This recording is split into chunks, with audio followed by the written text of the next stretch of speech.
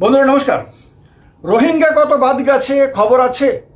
শুভেন্দু অধিকারী বা জ্ঞানেশ কুমার কেউ কি বলতে পেরেছেন যে গতকালকে পশ্চিমবঙ্গে এসআইআর এর পরে যে ভোটার তালিকা প্রকাশিত হয়েছে তাতে কত সংখ্যক রোহিঙ্গা তারা চিহ্নিত করতে পেরেছেন এবং তাদেরকে ভোটার তালিকা থেকে আউট করতে পেরেছেন? সারা বাংলার যেখানে যেখানেই মতুয়ারা বাস করে সেখান থেকেই মতুয়াদের বাদ যাওয়ার খবর আসছে। হাহাকার পড়ে গেছে অনেক গ্রামে। নানান দিক থেকে অভিযোগ উঠে আসছে যে ইচ্ছাকৃতভাবে পরিকল্পিতভাবে মতুয়াদের বাদ দেওয়া হয়েছে এবং কেউ কেউ বলছেন যে মতুয়াদের বাদ দেওয়ার জন্যই নাকি এসআইআর করা হয়েছে। হতাশার সুর পরিষ্কারভাবে শোনা গেছে শান্তনু ঠাকুরের কথাবার্তায়। এই অবস্থা কেন? বাদ দেওয়ার কথা ছিল রোহিঙ্গাদের, বাদ যাচ্ছে মতুয়ারা হিন্দু, রোহিঙ্গারা মুসলিম। রোহিঙ্গাদের বাদ দেওয়ার ব্যাপারে নির্বাচন কমিশন এখনো পর্যন্ত একটি শব্দ পর্যন্ত বলতে পারল না। যারা রোহিঙ্গা বিতরণের কথা বলে সারা বাংলা তোলপাড় করে দিয়েছিল, হিন্দুদের ভোট একাট্টা করার জন্য প্রাণপণ চেষ্টা করেছিল এবং তার সুফলও তারা পেয়েছিল 2019-এর লোকসভা নির্বাচনে। খানিকটা সুফল 2021-এ পেয়েছিল, 2024-এর লোকসভা নির্বাচনেও পেয়েছিল। তারা এখন একরকম মুখে কুলু পেটে বসে রয়েছেন। কেউ কেউ তো বলছেন, কেউ কি শুভেন্দু অধিকারী বলছেন যে 90-91 হাজারের মতন সম্ভবত যারা সিএতে নাগরিকত্ব পাবে, কেন্দ্রীয় সরকারের নেতাদের সঙ্গে কথা হয়ে গেছে, তারা জানিয়ে দিয়েছে এবং তাদের কাছে সেটা এলে পরে তারা নামটা তুলে নিতে পারবে। কিন্তু এইটা কি কোনো সমাধানের রাস্তা হলো? আর এটা কি সব মতুয়ার টেনশন দূর করার ক্ষেত্রে এটা কি সফল হবে? লক্ষ লক্ষ মতুয়া যেখানে বাদ যাচ্ছে সেখানে অল্প কয়েকজন মতুয়াকে নাগরিকত্ব দিলে তাদের কি সব সমস্যার সমাধান হয়ে যাবে?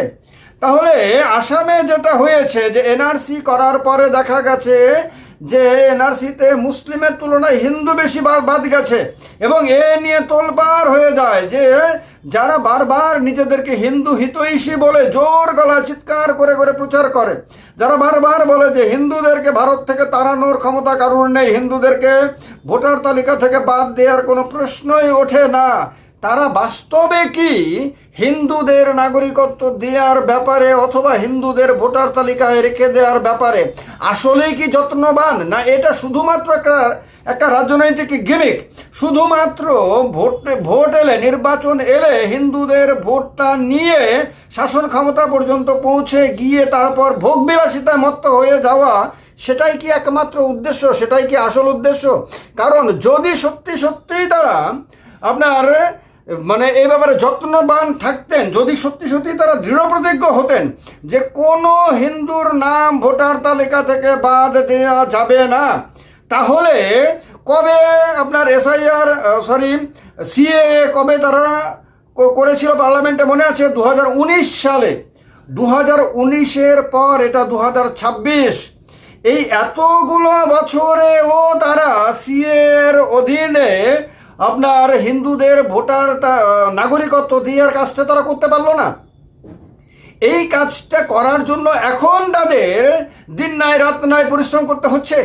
তার মানে কি এটা পরিকল্পিতভাবে তখন থেকেই ঝুলিয়ে রাখা হয়েছিল যে যখন বিধানসভা নির্বাচন আসবে তখন এইটাকেই হাতিয়ার করে একটা ন্যারেটিভ তৈরি করা হবে, একটা পরিবেশ তৈরি করা হবে যে পরিবেশে পরিষ্কার আড়াআড়িভাবে মেরুকরণ করা সম্ভব হবে এবং এই মেরুকরণটাকে হাতিয়ার করে হিন্দু ভোটগুলোকে একটা করে নিজেদের দিকে টেনে এনে তার সুবিধা নিয়ে আপনার সরকার গড়ার দিকে এগিয়ে যাওয়া যাবে। এটাই কি উদ্দেশ্য ছিল? আর তার কারণেই কি আজকে মতুয়ারা আপনার ভুক্তভোগী? আজকে মতুয়া গ্রামগুলোতে হতাশার সুর শোনা যাচ্ছে। আজকে অভিযোগের পর অভিযোগ, প্রচুর মানুষ আজকে টিভির ক্যামেরাতে এসে তাদের বাইটি দিতে গিয়ে তাদের দুঃখ যন্ত্রণার কথা বলছেন, তাদের অনিশ্চিত ভবিষ্যতের কথা বলছেন। এমনকি যে শান্তনু ঠাকুর কেন্দ্রীয় মন্ত্রী, মতুয়াদের ভোটে নির্বাচিত সাংসদ, বারবার তাদেরকে আশ্বস্ত করছিলেন, সেই শান্তনু ঠাকুরের গলাতে পর্যন্ত আজকে হতাশার সুর। কিন্তু কেন এরকমটা তো হওয়ার কথা ছিল না। যারা ভারতবর্ষে হিন্দুদের রক্ষাকর্তা হিসেবে নিজেদেরকে ঘোষণা করে দিয়েছেন বহু বছর আগে থেকে, তারাই একমাত্র হিন্দুদের কথা ভাবেন, আর কেউ ভাবে না, আর কোনো দল ভাবে না। কোনো রাজনৈতিক দলকে তো তারা হিন্দু বিরোধী, হিন্দু বিদ্বেষী ইত্যাদি পর্যন্ত বলেন।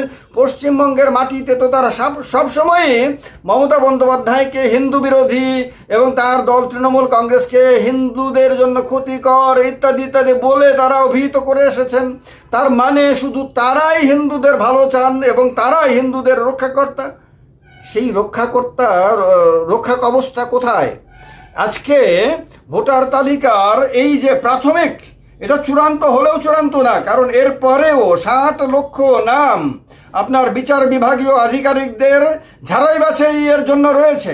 এখান থেকে কতজন আরও বাদে যায়, কারণ জানা যাচ্ছে যে আরও অনেক মতুয়ার নাম নাকি বিবেচনাধীন রয়েছে। অর্থাৎ সেটাও শিওর না যে সেখানে তারা গ্রিন সিগন্যাল পাবেন, সেখান থেকে তারা পাস নিয়ে ভোটার তালিকায় নাম তুলতে পারবেন, এটাও শিওর না এখনো পর্যন্ত। ওখানেও বাদ যেতে পারে, এই আশঙ্কাতেও অনেকে দিনে রাতে আপনার টেনশনে সময় কাটাচ্ছেন। এই রকম একটা অবস্থাতে এই যে যারা আপনার বঙ্গে সরকার গঠন করতে চান, তারা এখন মুখ লুকিয়ে বেড়াচ্ছেন কেন? আর এইটা কি তৃণমূল কংগ্রেসের জন্য একটা সুযোগ এনে দিয়েছে? কারণ দেখা যাচ্ছে যে শান্তনু ঠাকুর যখন হতাশ, তখন মমতাওয়ালা ঠাকুর কিন্তু অ্যাগ্রেসিভ।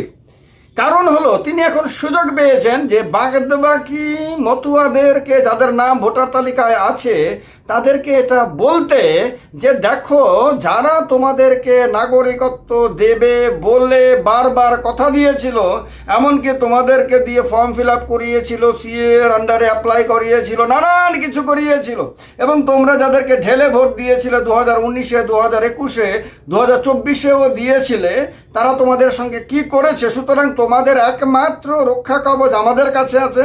শুধু একমাত্র মমতা বন্দ্যোপাধ্যায় তোমাদের ভোটাধিকার রক্ষা করতে পারেন, তোমাদের সমস্ত সামাজিক অধিকারগুলো রক্ষা করতে পারেন, তোমাদের সুস্থভাবে বাঁচার ব্যবস্থা করে দিতে পারেন। সুতরাং ওদিক থেকে আবার এদিকে চলে আসো, এই কথাটা বলার সুযোগ পেয়ে গেছেন। এবং আগামী ভোট নির্বাচনে তার কিন্তু প্রভাব পড়বে।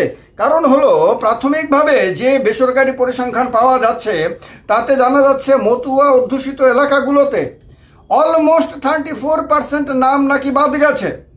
তাছাড়া যাদের যে সমস্ত টাইটেল, এখানে তো মতুয়া আলাদা, তারপর নমশূদ্র আলাদা, এখানে রাজবংশী আলাদা, মুসলিম আলাদা, এইরকমভাবে তো নির্বাচন কমিশন আপনার সেগ্রিগেট করে না।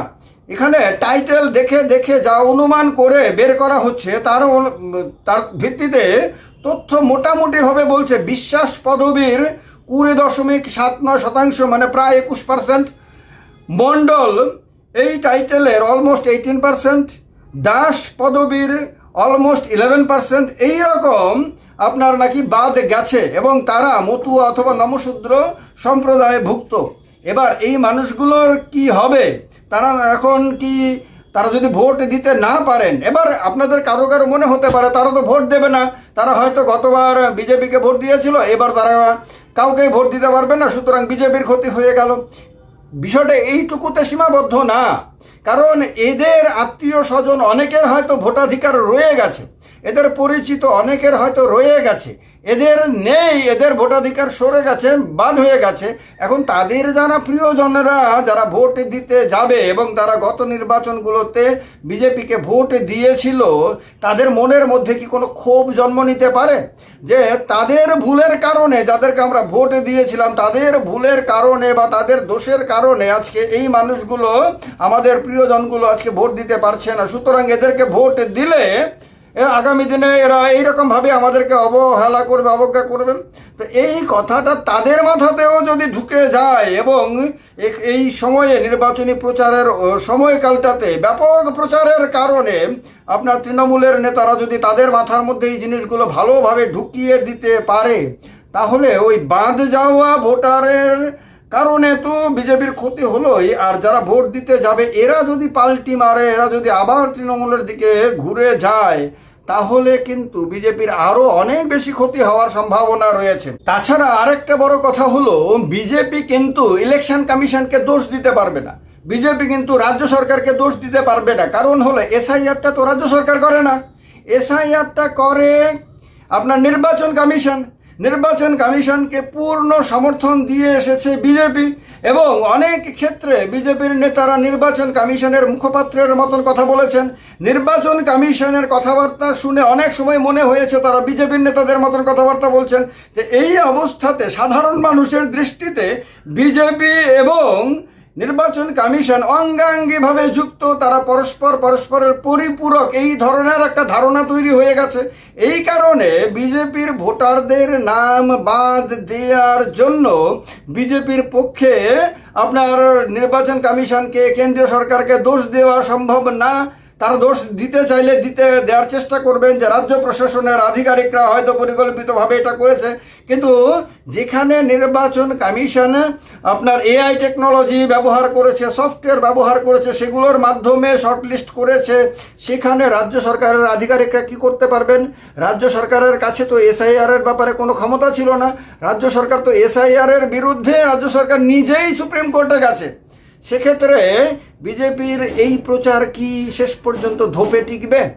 আর এই প্রচারটাই যদি তারা করতে না পারেন, তাহলে কাকে দোষ দিয়ে তারা ওই ভোটারদের কাছে যাবেন ভোট ভিক্ষা করতে? সুতরাং মতুয়াদের সঙ্গে যে খেলাটা হয়েছে এখনো পর্যন্ত প্রতীয়মান, সেই খেলা কিন্তু এখনই শেষ হচ্ছে না। এটা ভোটের ফলাফল প্রকাশ পর্যন্ত সেই খেলার প্রভাব কিন্তু অবশ্যই থেকে যাবে। তার কারণে বাংলার রাজনীতিতে এই এসআইআর একটা দীর্ঘমেয়াদী প্রভাব বিস্তার করতে চলেছে, এ ব্যাপারে কোনো সন্দেহ নাই। আপনার মতামত জানাবেন কমেন্ট বক্সে কমেন্ট করে। ভিডিওটা ভালো লাগলে লাইক অবশ্যই করবেন। জয় হিন্দ, বন্দে মাতরম।